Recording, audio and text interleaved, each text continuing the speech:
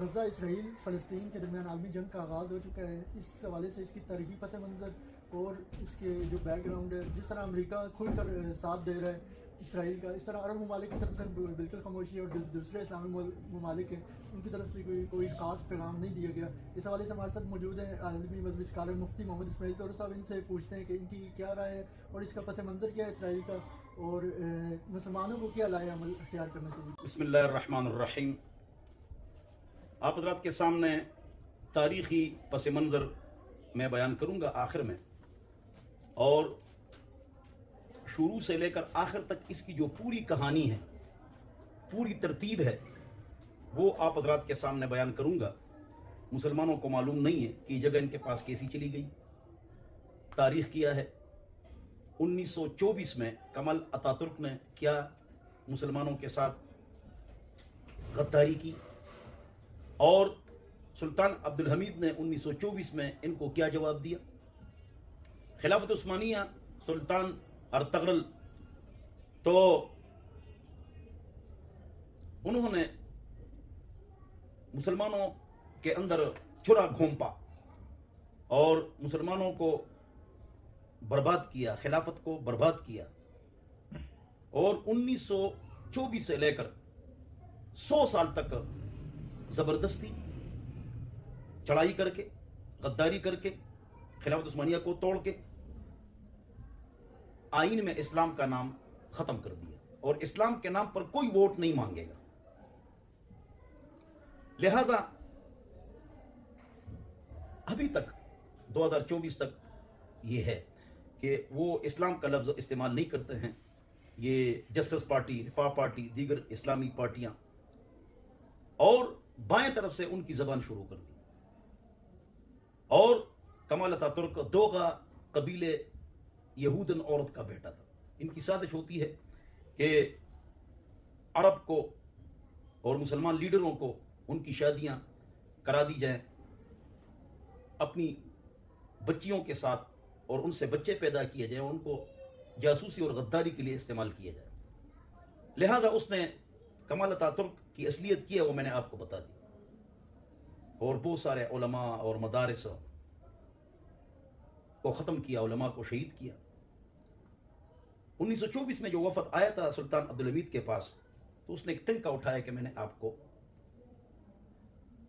اتنے بھی نہیں دینے. اس وقت وہ 50,000 تھے، بعد میں 5 لاکھ سے بڑھتے بڑھتے لاکھوں تک پہنچ گئے. غزہ کی پٹی، گولان کی پہاڑیاں اور الخلیل شہر، یہ سب کچھ ہمارے پاس تھا. بہرحال غاصبانہ قبضہ بھی، اور جو کفریہ طاقتیں ہیں وہ بھی انہی کے ساتھ ہے. جیسے آپ نے آفتاب بھائی نے، سردار بھائی نے فرمایا کہ امریکہ کھل کر ان کے سامنے آ چکا ہے، مسلمانوں کے سامنے، اور اسرائیل کی حمایت میں، اور انہیں بحری بیڑا بھی بھیج دیا، اور لیڈران خاموش ہیں مسلم. تو پہلی بات تو یہ ہے کہ اقوام متحدہ میں ایک قانون پاس ہوتا ہے، اور بہت سارے قوانین اسرائیل کے خلاف پاس ہو چکے ہیں. ان کے جارحانہ اقدام، ظالمانہ قبضہ، اور اسی طرح جو ظلم کرتے رہتے ہیں، یا غلط جگہوں پر،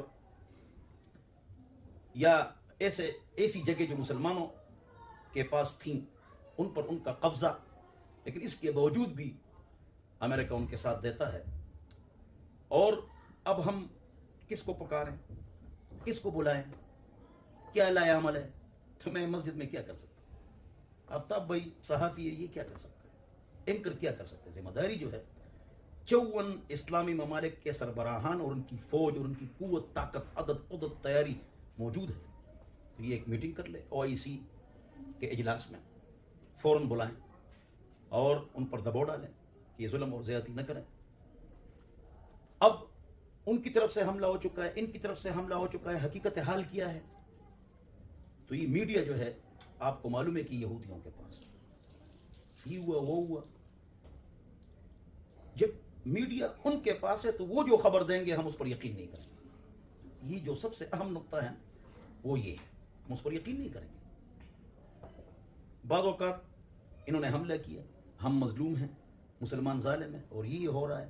اس کو جو ہے نا پوری میڈیا پر پھیلا دیا ہے، لیکن حقیقت کیا ہے وہ کسی کو معلوم نہیں ہے۔ اب اس کے مقابلے میں اگر وہ پوری فلسطین پر قبضہ کرے پھر کیا کرو؟ تو اللہ کو پتا ہے جی حماس والے چھا گئے یا وہ اندر گھس گئے۔ جواب یہ کہ اس کے نتیجے میں وہ عالم اسلام کے دل کے خلاف کوئی سازش کرے، عالم اسلام کے وہ مقامات جو مسلمانوں کے ہاں مقدس ہیں، بیت المقدس، ان کے لینے کا کوئی پروگرام نہ ہو۔ ہم کو کیا پتہ ہے؟ تو جب بھی کوئی بات اٹھتی، مثلا برما میں ظلم ہوا، سوال ہے، sign of interrogation, answer question session, تو وہ ویڈیو صحیح ہے یا نہیں ہے، اور ظلم ہوا یا نہیں ہوا ہے، اور اس سے ان کی کیا مقاصد ہے؟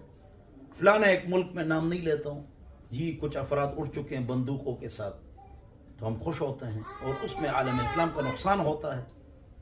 وَلَا تُلْقُوا بِأَيْدِيكُمْ إِلَى التَّهْلُكَةِ، یہاں یہ بھی آپ نوٹ فرما لیجئے کہ اللہ تعالیٰ فرماتے ہیں کہ ایسا قدم نہ اٹھاؤ کہ اس سے آپ کو نقصان ہو۔ لہٰذا اگر ہم اٹھیں کسی کے خلاف اور ہم کو پتہ ہو 51% کہ ہم نے جیتنا نہیں، تو پھر اس میں جنگ میں اپنے آپ کو ڈالنا غلط ہے۔ وَلَا تُلْقُوا بِأَيْدِيكُمْ إِلَى التَّهْلُكَةِ، اپنے آپ کو ہلاکت میں مت ڈالو۔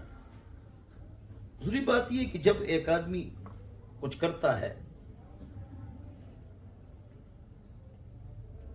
تو وہ اگر اپنے آپ کو مسلمان کہتا ہے تو اس کی ذمہ داری ہے کہ حضور اکرم صلی اللہ علیہ وسلم نے جس کمانڈر کو بھیجا ہے کسی کے خلاف، تو اسی کو بتقوی اللہ، تقوی اختیار کرو، اللہ سے ڈرو، غلط فیصلہ نہ کرو، بچے کو قتل نہ کرو، بوڑھے کو قتل نہ کرو، عورت کو قتل نہ کرو، اور ان کے املاک کو نقصان نہ پہنچاؤ، ان کے راہب عالم کو قتل نہ کرو۔ تو یہ ساری باتیں، غیر حربی کو قتل نہ کرو، نہ لڑنے والوں کو قتل نہ کرو، ہاں ان کی عام شہری آبادی کو نقصان نہ پہنچاؤ۔ یہ شریعت کا قانون ہے، ہمارے اسلامک پرنسپلز ہیں اور ہمارے اخلاقیات، ایٹیکیٹس ہیں، اس پر بھی عمل کرنے کی ضرورت ہے۔ لیکن ایک ہے فرد اور افراد کا اٹھنا، اور ایک ہے ملک کا اٹھنا، ان دونوں میں فرق ہے۔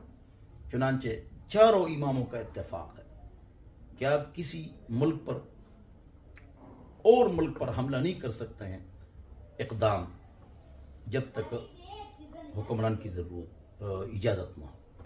یہ چاروں اماموں کا اتفاق ہے۔ لیکن آپ پر حملہ ہو جائے تو یعنی دفاعی صورت میں، اس میں اچانک حملہ ہو گیا پاکستان پر، اور الحمدللہ 1965 میں عوام نے جواب دے کر اپنے ساتھ بم باندھ کے اور ان کے 500 ٹینکوں کو الٹا کر دیا۔ ہاں دفاعی میں ہی نہیں ہوتا، لیکن اقدامی میں چاروں اماموں کا اتفاق ہے، جو میں نے آپ حضرات کے سامنے عرض کر لیا۔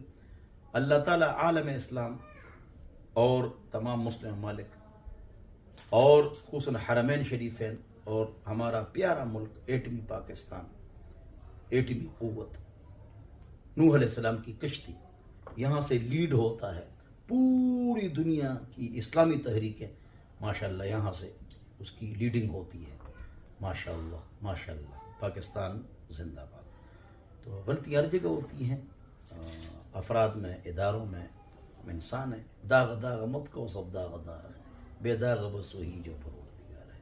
بہرحال تو کیا کرنا چاہیے؟ عوام کو تو سب سے پہلے فجر کی نماز پڑھنی چاہیے، عورتوں کو شرعی پردہ کرنا چاہیے پہلے۔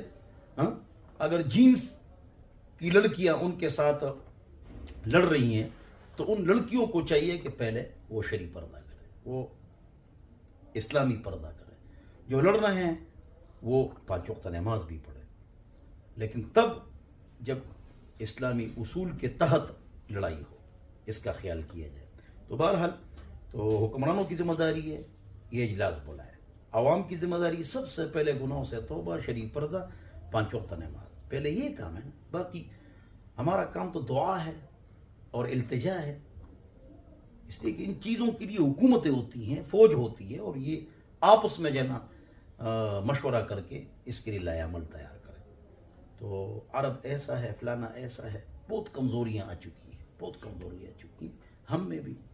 کما تکونون یؤمر علیکم, جس طرح آپ ہوں گے اس کے مطابق آپ پر حکمران آئیں گے. ہاں تو اللہ تعالی ہم سب کو سمجھ عطا فرمائے. اس سوال کا جواب تو آ گیا, تاریخی پس منظر وہ آخر میں بتلاتا ہوں, اگر اور کوئی بات ہو تو آپ فرما لیجیے. اس میں یہی کہ فلسطین کے حوالے سے اگر بیت المقدس پر حملہ ہوتا ہے تو عام جو دوسرے ممالک مسلمانوں کے ان کو اقدام اٹھانا چاہیے. جواب یہ کہ بیت المقدس اگر وہ قبضہ کرنا چاہیں تو وہی والی بات ہے کہ عوام تو کچھ نہیں کر سکتی. عوام دعا, التجا, ذکر, عبادت, امداد یہ کام کر سکتے ہیں.